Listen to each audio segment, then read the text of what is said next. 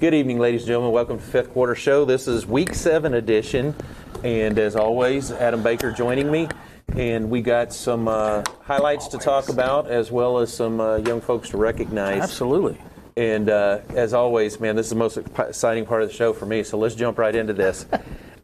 First one we're going to bring up is our Player of the Week for volleyball. We have joining us tonight in studio. You like that? In studio. Miss Emma Pollard. And we had 2 weeks of Team 2 broadcasting the Hornets out there. So me and Adam were having a little bit of withdrawals, but we're covering more games, so that's what it's all about. But our selection for Miss Pollard last night, obvious reasons, is number one. I mean, she had a in-game injury last night that was pretty scary for a lot of us. Whenever you see a top-notch athlete go down, but she went and met with the trainer, and they did whatever they do in the training aspect, and she fought through it and came back out on the court and fought all the way to the end. So that in itself was enough to choose Player of the Week. Somebody that could fight through the pain, fight through the injury, and stay out there. But like we was talking about before the show, not only did she come back, but there was plays in 2 games after this that she was bringing the thunder. I mean, there was one young lady, I kid you not, got hit by a spike by Miss Emma Pollard, and she stumbled backwards about 4 feet after the ball hit her. She tried to take that chest on. I mean, it was not, didn't work out well for her. So yeah. I even got to pull out one improv deal last night. I asked them if they knew what Emma Pollard did on the 4th of July, and they said no. And I said she pops rockets. Pops rockets, bam. It was a horrible dad joke situation up there. Let me tell you. I mean, you give us plenty to work with. I mean, between the Pollard Punisher, the popping rockets last night, a great job. I just wanted to give you credit for like Lee said, just playing through the pain. I mean, whenever you went down, I'm sure I heard it. I'm sure everybody else in the stand heard it. I mean, there was a brief cry of pain. It was a brief one, but I'm going to then the impressiveness of it came in, because then all of a sudden you switch back into game mode. You weren't about to let anybody see you hurt. Am I wrong on that? Because your face went from this hurts, and then as you came up and you saw the trainer running out and the coach there, you were like, I'm good. I could tell you hurt, but it was like you were not going to let them send you out. And, which is amazing. We've seen you all season. I mean, you're definitely one that plays with passion. Obviously, you love the game. You love your teammates. And that's always something. It's great to see. Even last night, I don't want to bring up the last hit, but I saw the discouragement on your face. Maybe even a little tear popped up. But, you didn't let it. I mean, I saw you push it back. You congratulated Robinson on the team. A good fought game.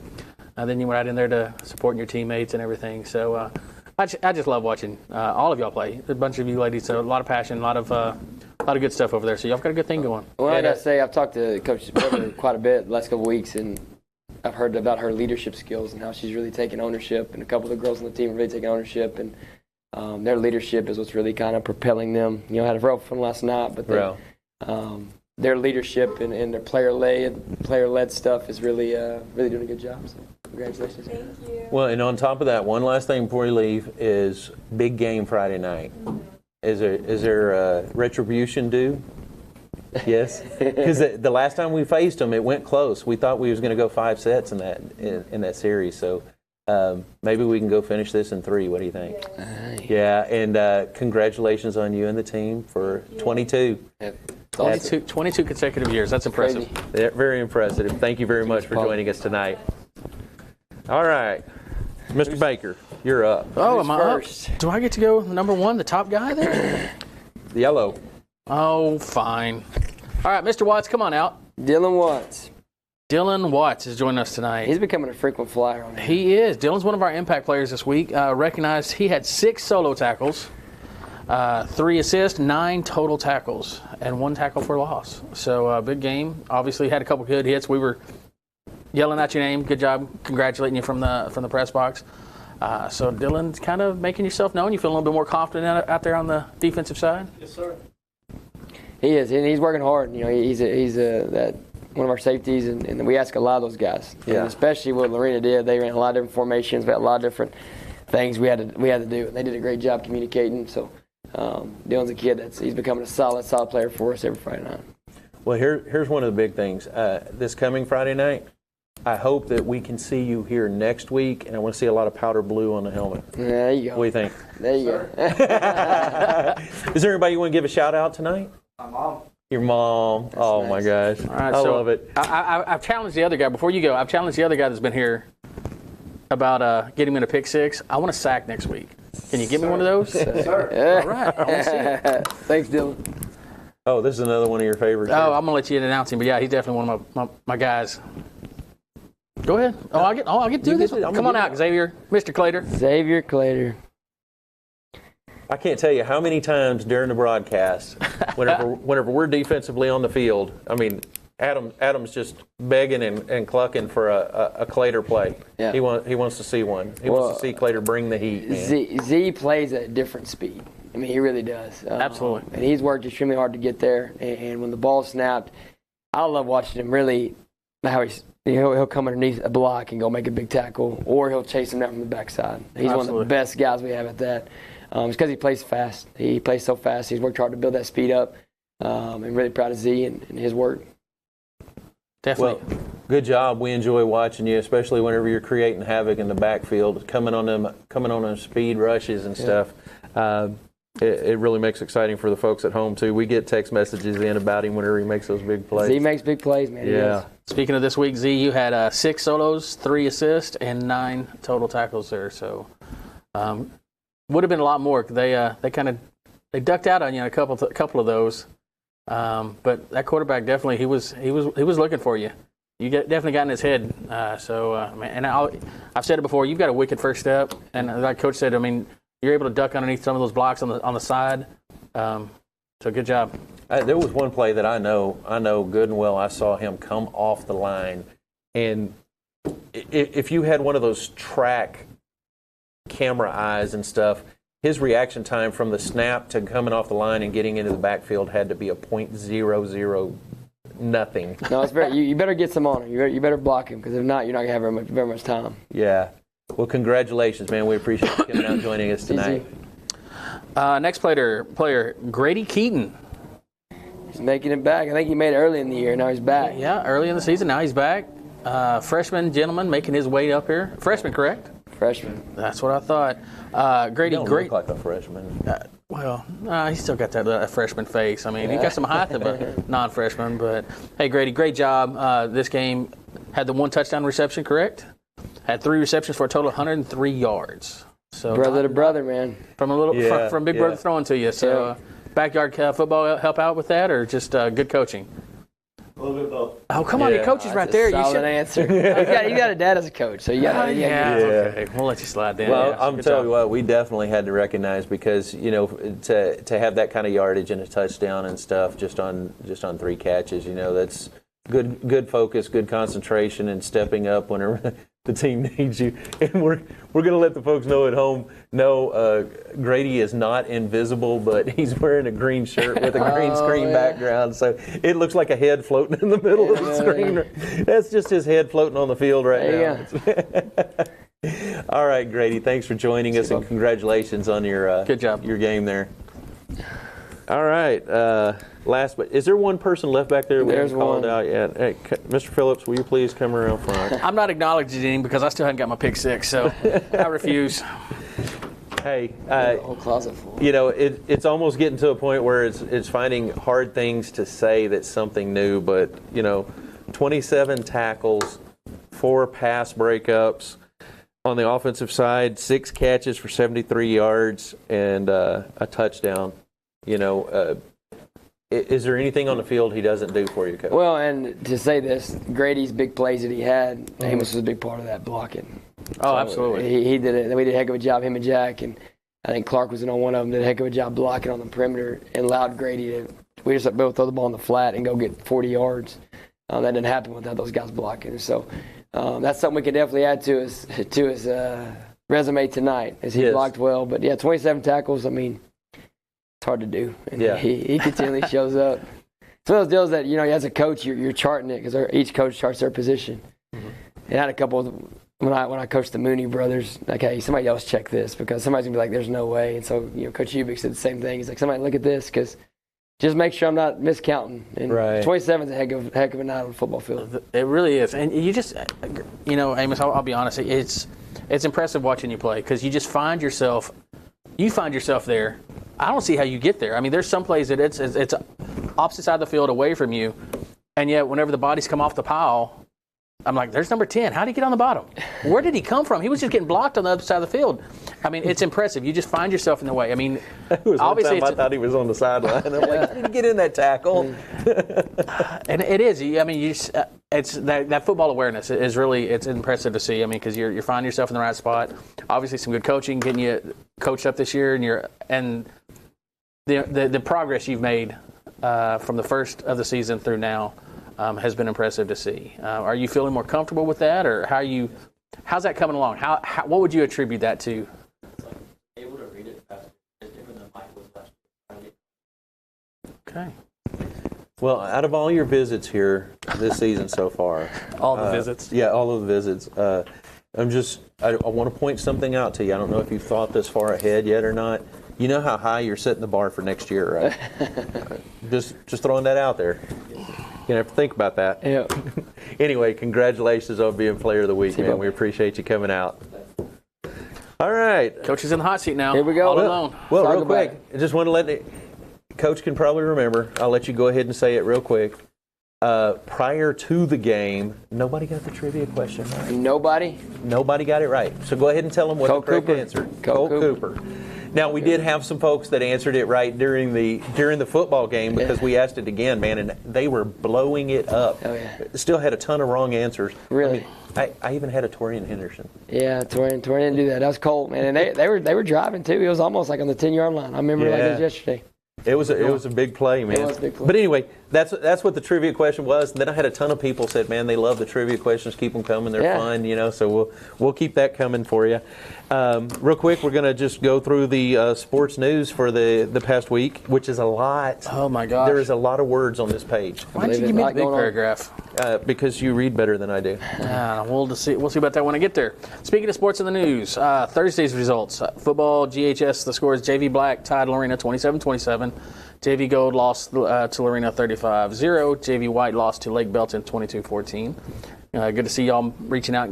I guess you have to reach out to different teams for that third team we do, yes, sir. Which is a good problem to have, right? Well, China Spring has one this week, so we're playing China Spring across the board. Oh, good deal. Wow. I'm looking forward to that. Yep. I hope a clean sweep. Yeah, that's what we're trying for. All right, so the GHS football junior high, 8A beat Lorena 27-2. 8B lost to Lorena 30-0. JV 7A lost to Lorena 36-8, and 7B tied North Belton 6-6. Volleyball scores: Gatesville versus Robinson. 8A won 2-1, 24-25, 25-11, and 13-8. 8B won 2-0, 25-16, 25-21. 7A lost and 7B lost. And that's from last Thursday. And Friday's results, obviously, Lorena was a tough game. It was a one-possession deficit there for the Hornets, but on to China Spring this Friday, so we're looking forward to an exciting game there.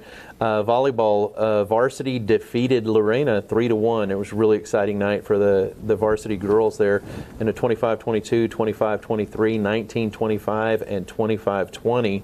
And that moved them into second place at that time in the 23-4A, which sealed the deal for the Hornets to make their 22nd consecutive playoff berth. And then there's going to be information coming out about the playoffs later on that. But I was doing the math earlier, and literally on the team one, the first year, if you was a varsity player on that volleyball team, you literally could have had a daughter to play in the volleyball 22 and already be graduated as well. I think that's happened a couple of times, actually. Yeah. I think it really has. I think there's some right now currently, and I think that there's been some. And here's another mathematical facade for you on this. We're literally, if they're able to keep the streak going, if they could keep the streak going for 8 years more, you could literally have a mother, daughter, and potentially a granddaughter. That'd be nuts. That would be bigger than the Braun and Braun. That'd be crazy. Yeah, that was Moving pretty on cool. past those guys. That was pretty cool. Hey, more Monday's results. Cross country ram. GHS has Vanya Martinez and Riley Higginbotham. Both have made it to the UIL regional meet and have earned berths in the state level. Martinez finished 7th overall with a time of 12:27, which is flying. It's impressive. Qualified for state as an individual for a record 4th straight year. That amongst just right there is impressive.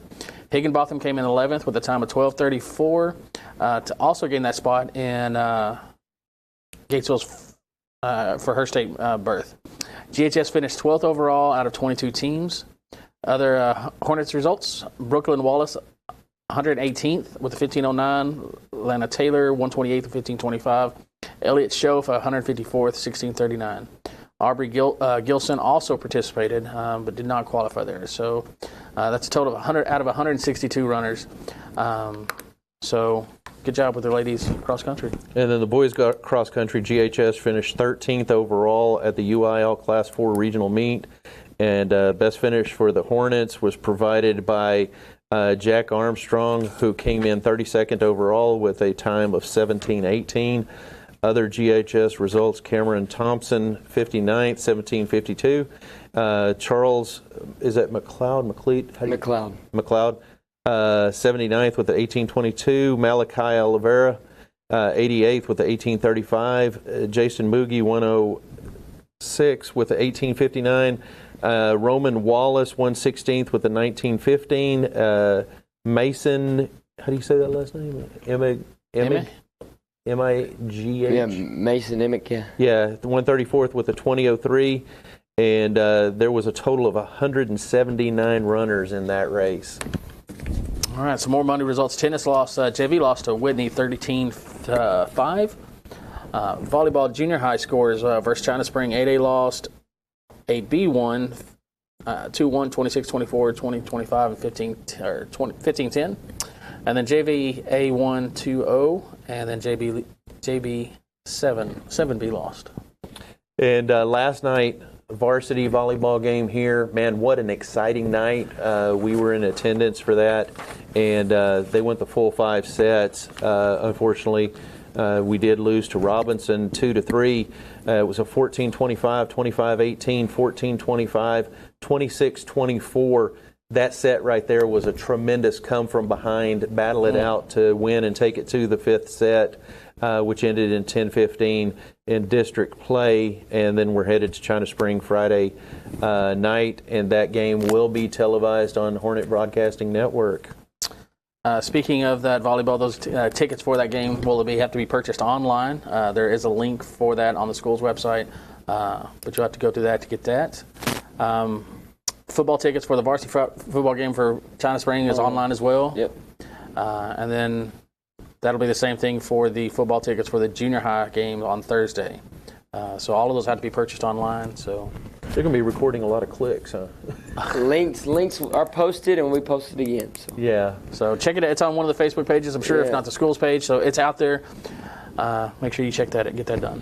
And our postseason information: the girls cross country, GHS Varnia Martinez and Riley Higginbothams will compete in the UIL Class 4A state meet Friday, November 1st. And that will be in Round Rock, and the race will begin at 9:30 a.m. in Old Settlers Park.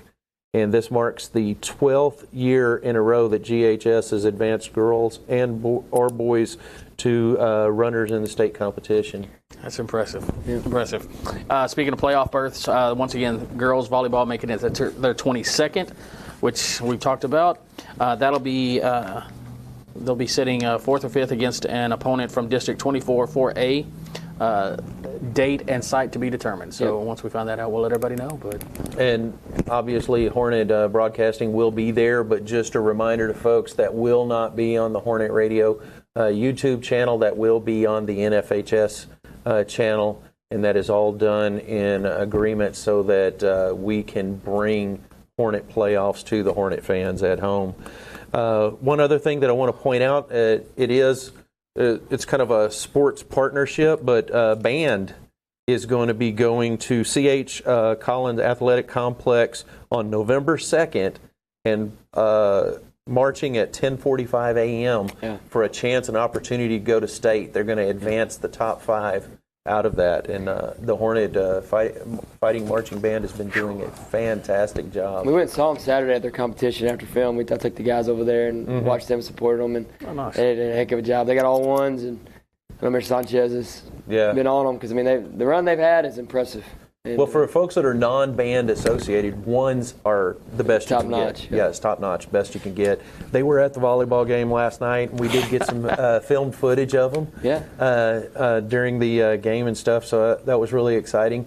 There was some Robinson fans that weren't too keen on it, but that's all right. Hey, say la vie. Yeah. That's the way it goes. All right, that's all our sports news. My goodness, that was enough, wasn't it? We wrote sports news. You want to talk about having to write a book? That's what that was. Hey, now basketball's about to start too. So I was about to say, it's that time of year. We're about to kick basketball. The girls started practice this past week. Last week, the boys started today. Yeah, that's right. So we're getting that full throttle. New sports kicking in, playoffs in the air, and then more football games to go. I was about to say, we're not through with football yet, so let's talk about that. So, Coach. Tough one. That was a tough one. I mean, it was touch and go. I mean, there was a lot of there was some good stuff out there. Yeah.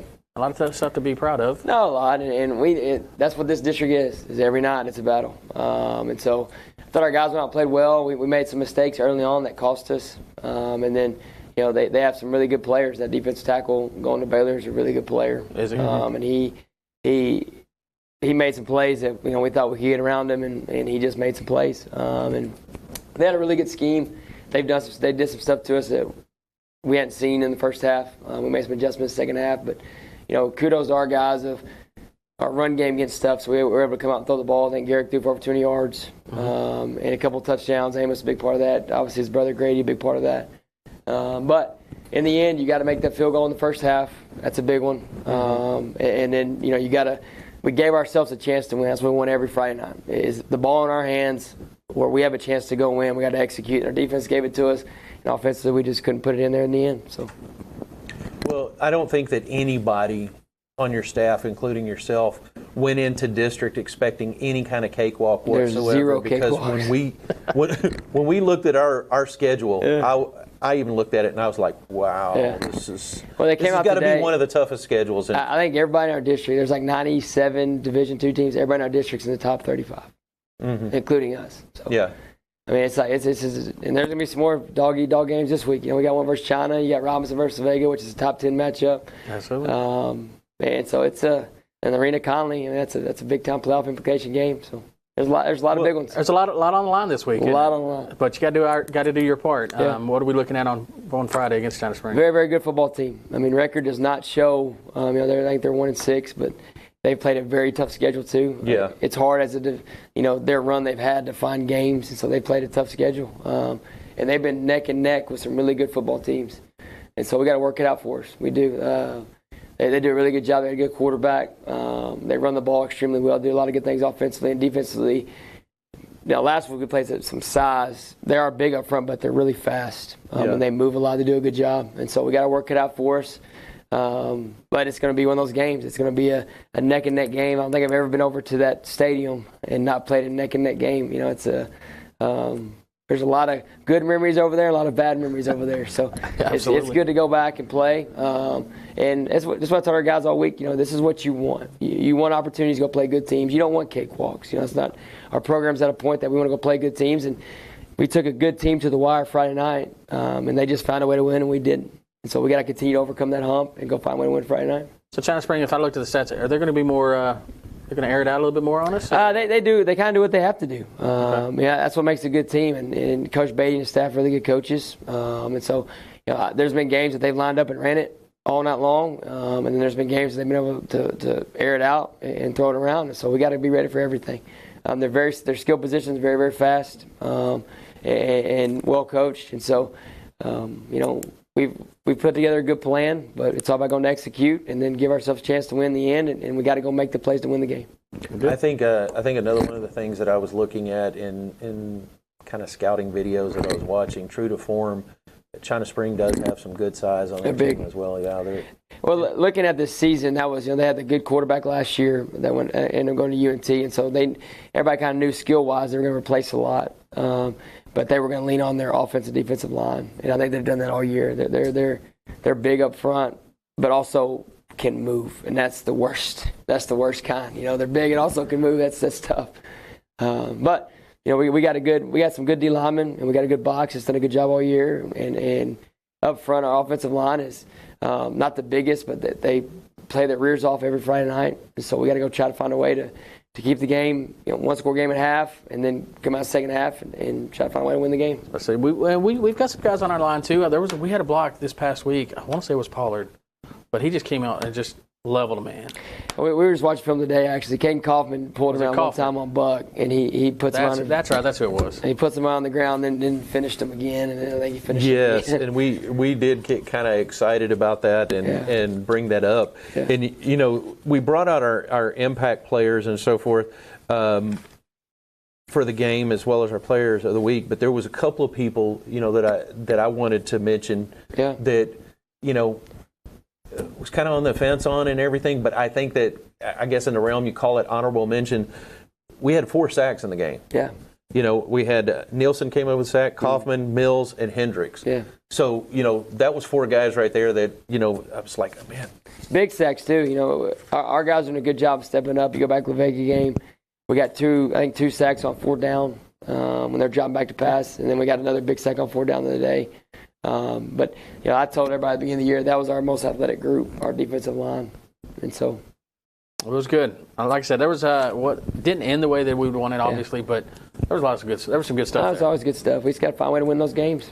If there was any one thing in the game that you could just pinpoint on, do you think there's anything you're like, man, I should have done that one differently or whatever? I think we made some adjustments defensively. Levin was a really good runner. Mm-hmm. He's only a sophomore too, so we got to deal with him for a while. But we made some adjustments in the second half that kind of slowed down some of the run game stuff. What they did is they formation you and they got you outnumbered. Mm-hmm. And so I think once we started making adjustments and at halftime and then made the calls going forward, we started stopping that. But then also they were the first team that we've placed defensive line-wise that did a ton of loop stuff. And so you have the big guy in the middle going to Baylor, a really good player. And then he's also looping with pullers, and they did some good slants. They did some good things. And so it was a good film for us to see because we had to learn from it too as coaches and make adjustments. And I think we put together a really good plan this week that kind of counters that and gives us some options if they do that again. So you're always constantly learning. And, that's another thing about this district. People realize there's good coaches. Mm-hmm. Every week you play good teams, but you also go play really, really good coaches that know what they're doing. And they're going to have a plan that you got to adjust to, and we got to put together a plan they got to adjust to. And it's just there's a lot that goes into it, for sure. Well, not to take away anything from Lorena, they had some good stuff going on. Yeah. Their quarterback and the receivers, there was several plays. He was releasing it before they even made their cut. And he threw the ball better that night than he had all year. And they made the quarterback change about, I think it was like game 4 or 5. They put him back there, play receiver the rest of the year. Mm-hmm. And you could tell that's part of the game they were kind of missing is just the timing of routes. And they definitely hit some big balls. And receivers made some big plays too for them. Yeah. Oh, good. Well, always, Coach. We love having you here and everything. Yeah, here comes the question. Every week. Yeah. We need to go back. Third grade. This is a good question, though. Fourth grade? Is it 6th grade? No. We decided to change gears on you this week. All right. We have a good time. But you could go back to 4th or 6th grade. It depends. Yeah, depends on how you want to. You could on this one. It just depends. But we decided to, we've had some fun bust your chops questions and stuff this week. I think we'd like to take a little more serious note on it. And just go back, as you becoming a coach and choosing to coach, who was your biggest inspiration that led you into wanting to be a coach and why? Well, there's a couple of them. It's actually funny you say that. So the offensive coordinator at Lorena last week, Jeff Peavyhouse, was my 7th grade Texas history teacher here in Gatesville, coached me in junior high. And I've always said he's one of my best teachers, my favorite guys. And it was awesome to see him across the field. Because he coached here 1 year and then I think he's at Prosper as the offensive coordinator for like 10 years. But he came back to Central Texas. But he was a big part of it. Alan Wehouse, Jack Maxwell, you can't go without saying those guys. Mm-hmm. Just solid coaches down there that help grow you up. And then, in high school, Bob Featherston, really big part of my life. Eric Balch, just coaching against him at La Vega. He's the DC at La Vega right now, so he was a big part. And then, you got to give it to Michael Morgan in the end. Coach Morgan was one that was hard to play for because he was hard on you, but he knew exactly what he was doing. He knew what he wanted to accomplish. And so it's hard for me to say one. I mean, you can't really say one guy, led me to coaching. But it's amazing when you look back at your career how many coaches actually impact you and help you grow up. And I needed some help growing up just like everybody does. But they walk with you through that. And then the relationship you have with them after you graduate. And now to be able to stand across the field from a couple of them and go play against them has been pretty neat too.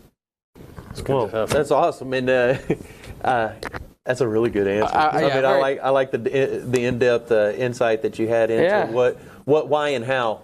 I like that he mentioned some coaches that I actually had, so I didn't feel quite as old, looking across. But then again, Coach Maxwell was here. Hey. I mean, whenever they laid foundation for the school. There's nobody like Jack Maxwell. I'm just telling you, man. He's a legend. I get to talk to him almost on a weekly basis. Yeah. He'll swing by the shop, and we'll do football chat every so often. He used to come to the field house. Sometimes we walk in there at 5, a coffee be making. He'd walk in there and just talk to us. Just missing it. Wow. Yeah.